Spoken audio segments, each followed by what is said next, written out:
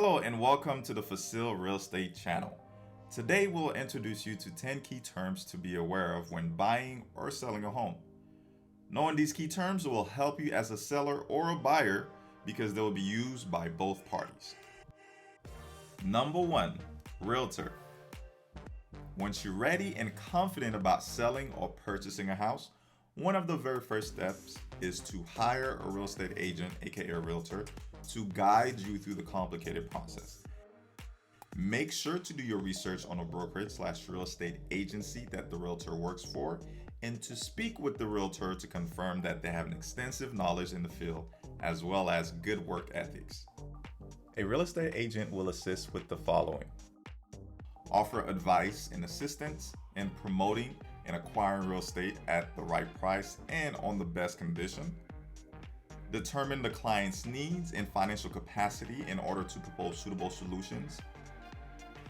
Manage negotiating processes and advise clients on market conditions, prices, mortgages, legal requirements, and other pertinent concerns. They will also perform a comparative market analysis to evaluate the worth of a property, display and promote real estate to potential buyers, and prepare necessary documentation such as contracts, leases, deeds, closing statements, etc. When buying or selling a home, there's always some type of hassle, but having a great realtor on your side can save you time and, most importantly, money. Number 2, pre-approval. Pre-approval is a crucial component of the real estate transaction process. It informs buyers of their eligibility for a mortgage and provides an estimate of how much they can borrow. In addition to accelerating the purchase process, pre-qualification demonstrates to the seller that you are serious about purchasing their property. As a seller, it is in your best interest to ensure that the buyer's pre-approval is sound by having them do another pre-approval with a different lender, which is known as a cross-qualification. As a buyer, you should obtain multiple pre-approval for 2 reasons. 1, to compare rates, and 2, to ensure that your pre-approval is consistent. Number 3, offer. An offer is a declaration of intent to acquire a property.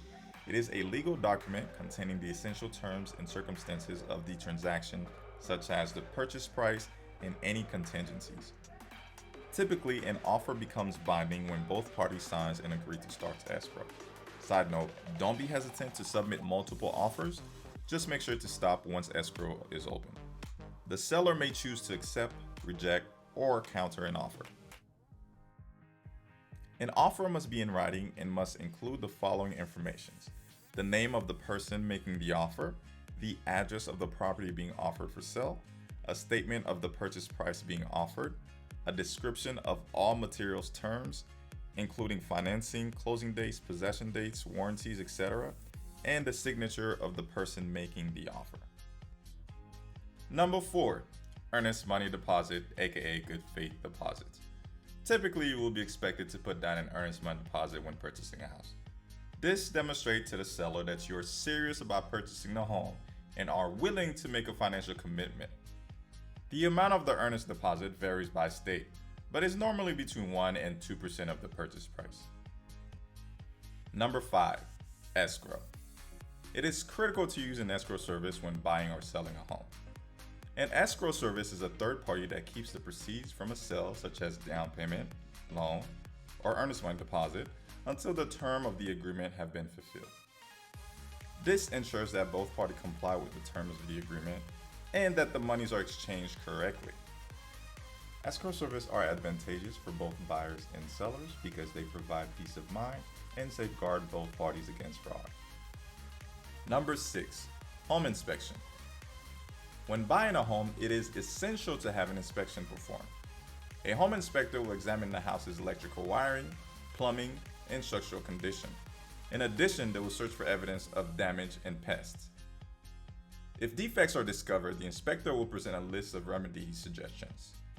Prior to concluding the purchase, the buyer might negotiate with the seller to have them repaired. A home inspection is a wise approach to safeguard your investment and guarantee that you are receiving what you expect from the transaction. Your realtor will also do any visual check during which he or she will note any damages, flaws, or broken item. Number 7. Appraisal. An appraisal is a procedure used to estimate the value of a property. To determine the value, the appraiser will examine location, size, condition, and recent sales of similar properties. Appraisals are used for a variety of purposes, including assessing the value of a home for lending or insurance purposes, assisting in the price of a home sale, and in some situations, distributing marital properties during divorce proceedings. Both parties can conduct an appraisal at different times during the process. The seller may choose to obtain an appraisal prior to advertising the property for sale. If the buyer is financing the property with a mortgage, the lender will arrange for a professional appraisal. This is done so that the lender can be confident that the amount of money lent to the buyer is consistent with the market value of the home if the lender needs to repossess the house.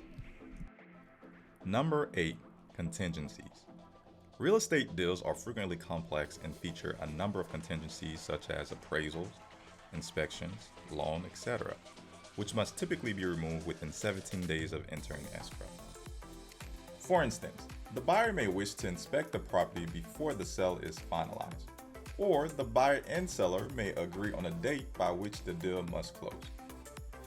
If any of these conditions are not met, the sale may be canceled. Therefore, it is essential to click the like and subscribe button in order to... On a serious note, this is why it is essential for both parties to be aware of all contingencies dates and to comply with them. These contingencies protect both the buyer and seller in the event that something goes wrong. For instance, suppose as a buyer you waive your appraisal contingency and the appraisal value is $50,000 below the offered price. Sometimes you can negotiate to meet in the middle, but the seller may insist that they will only sell it for the offered price, in which case you may lose your earnest money deposit if you decide to cancel escrow. Number 9. As is. It is essential to know exactly what you're getting into when purchasing or selling a house. Many individuals are stuck between a rock and a hard place since they were unaware that the property was sold as is. As is implied, the seller is not responsible for any necessary repairs, and the buyer accepts the property in its current condition. Make sure to read and understand the contracts thoroughly, and ask questions if there are any unclear terms. Number 10. Rent back. A seller rent back agreement describes a circumstance in which the home seller agrees to rent the property back from the new buyer for a period of time. Most of the time is to provide the seller with enough time to vacate if escrow period is not enough, or if the seller is also in the process of buying a home. We are curious as to which of these terms you've encountered for the first time and which you'd like to learn more about. We will be sure to address them in our upcoming videos if you list them below in the comment section. As a token of our appreciation, please enjoy the following bonus terms. Bonus number 1. Closing costs. Closing costs are the fees paid by the buyer and the seller for a variety of services. These fees may include title search and insurance, escrow fee, appraisal fee, loan fee, and recording fee amongst others. The closing costs vary by state and by the type of property being acquired. In California, for instance, a home buyer will pay approximately 11% of the total sales price. Last but not least, bonus number 2, final walkthrough. Typically, the last walkthrough occurs 24 hours prior to closure. The buyer and their agent will do a final inspection of the property to ensure that everything is in order. They will verify that all necessary repairs have been completed, that the property is clean and undamaged, and that all the seller's belongings have been removed, unless both parties have negotiated for specific items to remain.